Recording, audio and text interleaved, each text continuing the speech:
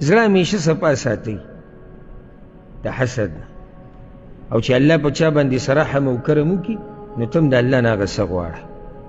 دا ډېر ګنده زړه یي دا چې د حسد نه ډکي چې ولې الله پلاني له دا شی ورکوي. لکه دا خو د الله کار دی، د الله خزانې دي، ورې کوله ډېرې وله ورکو ښې وله ورکو، ستا دې کې څه کار دی؟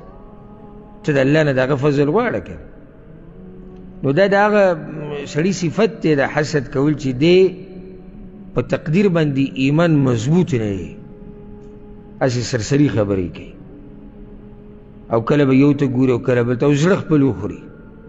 د چا تنخواګانې حسابوي، د چا موټرو ته ګوري، د چا کورونو ته ګوري، د چا ښځو او بچو ته به ګوري، پردي حسابونو تباه و برباد کړو. و حسد لویه بیماري ده.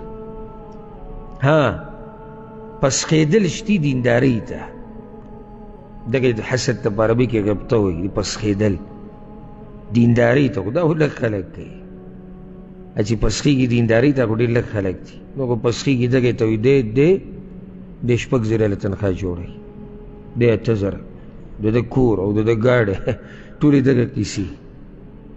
نو داسې سړي ته چې سړی وګوري سړي پې زړه وسوځي چې دې مختصر دنیا کې د دې غریب کار څه دی؟ هغه د خلکو حسابونه کول، او سبا به مړ پروت وي په دغه کټ باندې دا مړي چې پکې پراته وي، او تا ته دغه کیسې رایادې شي چې غریب یعنی نه د دنیا نه مزې واخیستې او پته چې آخرت له به څه کړي او که نه ځکه دغه فارغه شوی نه و د حسد. نو دیندارۍ کې که چا ته پسخېږي دا شتي چې دا سړی دیندار دی چې زه هم دغه شان دینداره وی، زه د ده نه زیات دینداره